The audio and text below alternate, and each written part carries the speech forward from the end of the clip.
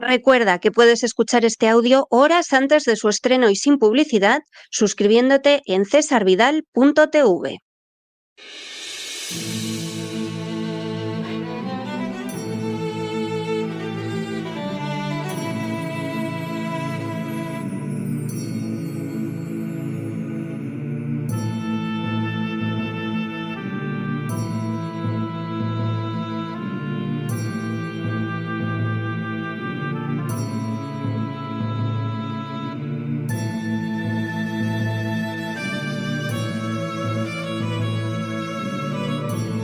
La Voz con César Vidal, desde el exilio. Muy buenos días, muy buenas tardes, muy buenas noches y muy bienvenidos a esta nueva singladura de La Voz. Soy César Vidal, hoy es el miércoles 18 de junio de 2025 y me dirijo a los hispanoparlantes de ambos hemisferios, a los situados a uno y otro lado del Atlántico y del Pacífico y, como siempre, lo hago desde el exilio. Corría el año 1945 cuando 5 divisiones del 24 Cuerpo de Ejército de los Estados Unidos, la séptima, la 27, la 77, la 81 y la 96, y 2 divisiones de marines, la primera y la sexta, desembarcaron en una isla del Pacífico situada a tan solo 550 kilómetros del Japón. La localidad era conocida con el nombre de Okinawa. La operación, denominada Tifón de Acero, contaba con el respaldo de fuerzas aéreas, navales, anfibias y tácticas, y se iba a convertir en la batalla más relevante del frente del Pacífico durante la Segunda Guerra Mundial.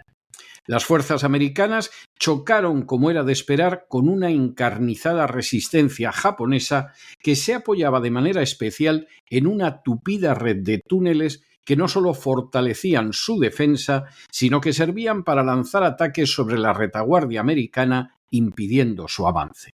Ante esa feroz resistencia hubo un arma que se reveló especialmente eficaz y que no fue otra que el lanzallamas.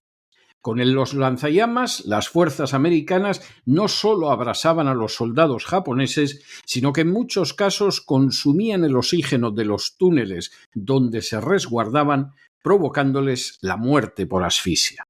Sin duda, se trataba de un arma aún más espantosa que otras utilizadas en combates terrestres, pero constituyó la clave para acabar con las fuerzas japonesas y lograr la ocupación de la isla. En las últimas horas hemos tenido nuevas noticias sobre la inmensa corrupción que caracteriza al Ministerio de Hacienda y a la Agencia Tributaria en España. Sin ánimo de ser exhaustivos, los hechos son los siguientes. Primero, José Antonio Marcos San Juan, presidente del Tribunal Económico Administrativo Central, dependiente del Ministerio de Hacienda y número 3 del Ministerio de Hacienda, ha dimitido. Segundo, la causa de la dimisión ha sido la información contenida en reportajes de investigación de El Debate. Tercero, a lo largo de meses, el citado medio español fue publicando informaciones que señalaban que el hasta ahora número 3 del Ministerio de Hacienda y presidente del TEAC recibió dinero de empresarios a los que posteriormente favorecía en procedimientos fiscales. Cuarto, el caso más notable fue el de un empresario que admitió haberle pagado más de 100.000 euros en sobres a cambio de que le anulara reclamaciones que su empresa tenía ante el tribunal que Marcos San Juan ha presidido durante los últimos 6 años.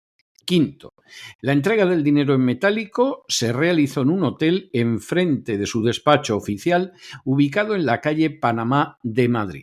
A cambio del soborno, Marcos San Juan habría anulado las reclamaciones millonarias que ese empresario tenía en el tribunal. Sexto, según el empresario, el número 3 de Hacienda, Marcos San Juan, utilizaba su móvil oficial, cuya línea telefónica está a nombre del Ministerio de Hacienda, para hablar sobre los sobornos. Séptimo, según dijo el empresario, antes me escribía dinero.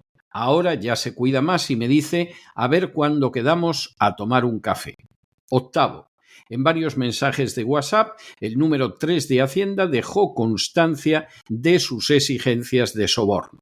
El empresario, preocupado, le advirtió: no mandes estos mensajes de WhatsApp porque mira lo que estamos viendo todos los días, en alusión a los escándalos de corrupción relacionados con el Partido Socialista. Noveno. Una de las circunstancias más graves fue la afirmación del empresario de que el número 3 de Hacienda le indicaba que parte del dinero recibido se repartía entre otros cargos del Ministerio de Hacienda. Según el empresario, le dijo: me tienes que seguir dando porque los demás ya han cobrado todos. Décimo. 3 meses después, el número 3 de Hacienda volvió a insistirle: tengo que seguir dando a los demás. 11.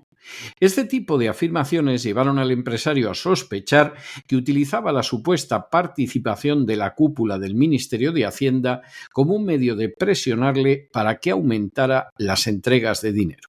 12. El empresario también ha señalado que Marcos San Juan, número 3 del Ministerio de Hacienda, en una de las citas le aseguró que su familia no sabía nada de los pagos. 13. Al parecer, la sed de sobornos se incrementaba en determinadas épocas del año, como por ejemplo cuando se acercaban las vacaciones. 14.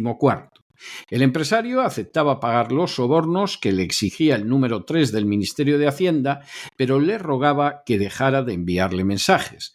Al respecto, el empresario llegó a afirmar: yo le decía que le iba a seguir dando cuando fuera, pudiendo, pero que no me pusiera más mensajes. 15. El número 3 de Hacienda no comenzó sus prácticas corruptas con la llegada al poder de Pedro Sánchez. De hecho, había sucedido lo mismo cuando era presidente del Tribunal Económico Administrativo Regional de Castilla y León, función que desempeñó durante una década. 16. En esa época recibió pagos de empresas a las que favoreció con resoluciones fiscales. Entre ellas figuraron Discontes Valladolid, Sociedad Limitada, que fue beneficiada con la anulación de una sanción de aduanas por importe de 64.000 euros, y Refinería Olmedo, Sociedad Anónima, vinculada a la azucarera Acor, a la que dio la razón en un contencioso en el que Hacienda reclamaba 1,2 millones de euros. En este último caso, para canalizar el cobro del dinero, Marcos San Juan usó de testaferros a sus socios Enrique Lahuerta Tornos y Gonzalo Perdix Ezequiel. 17.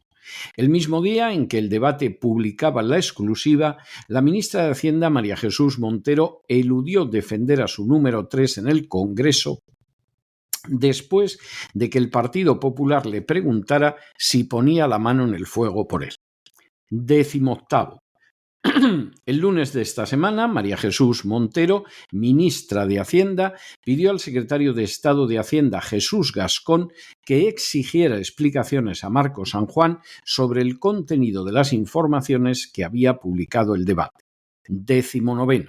Al parecer, el número 3 del Ministerio de Hacienda no pudo ofrecer una réplica a lo publicado por el Debate y Gascón, que hasta ese momento lo había protegido, le indicó que era voluntad de la ministra que se fuera.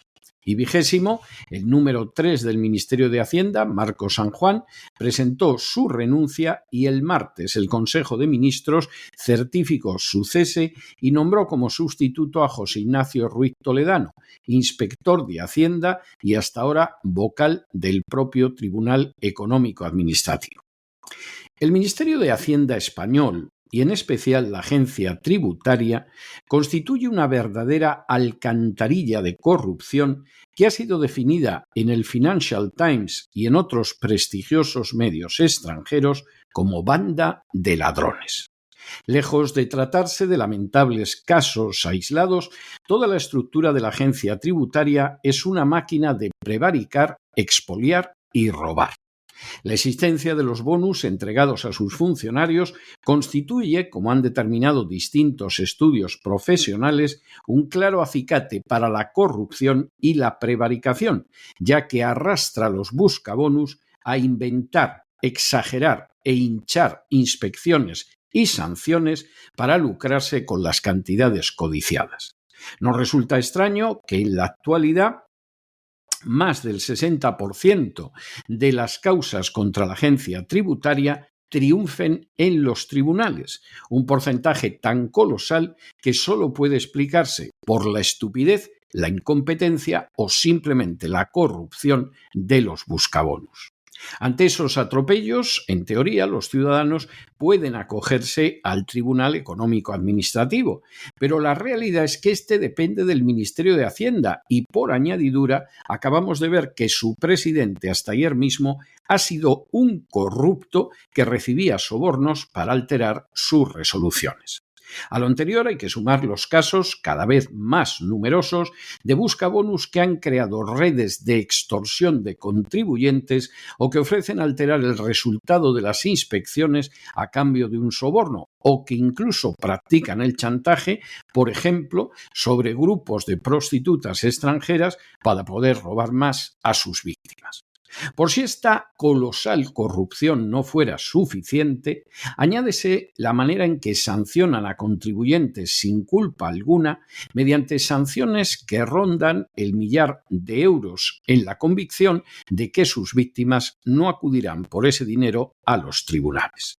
Finalmente, ténganse en cuenta cómo semejante actuación totalmente delictiva es apoyada en multitud de ocasiones por fiscales y jueces que deciden, en lugar de examinar las pruebas y defender a las víctimas de los buscabonus, asumir la versión totalmente falsa y canallesca de quienes son la hez de la hez del funcionariado español.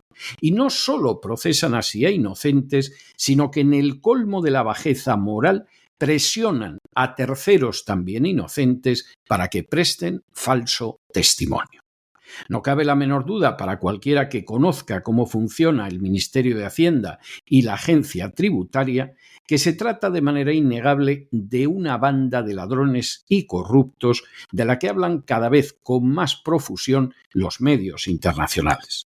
La penúltima prueba al respecto la constituye la acción durante años del que ha sido hasta ayer mismo el número 3 de Hacienda. Y no cabe engañarse. La lucha contra la corrupción en España pasa por ir a por aquellos que prevarican, roban y se lucran en esa agencia tributaria. Se trata de una tarea indispensable, aunque extraordinariamente difícil, por la encarnizada inmoralidad de esos delincuentes que se cubren y tapan entre sí. Quizá, para acabar con esa sentina de astronómica corrupción, haya incluso que recurrir al mismo instrumento de las tropas americanas en Okinawa, los lanzallamas, porque si no, parece que va a ser imposible poder limpiar de tanto excremento moral y político la agencia tributaria. Pero no se dejen llevar por el desánimo o la frustración, y es que a pesar de que los poderosos muchas veces parecen gigantes, es solo porque se les contempla de rodillas, y ya va siendo hora de ponerse en pie.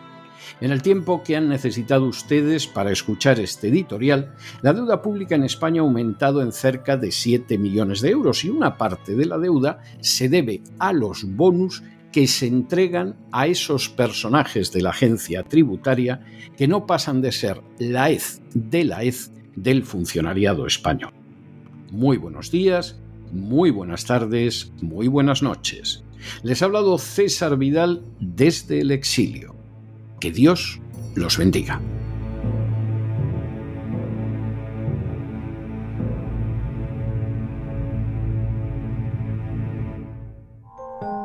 Sección patrocinada mediante crowdfunding con el siguiente mensaje: Nuestro Señor Jesucristo, el único Dios verdadero, es misericordioso y nuestro Salvador.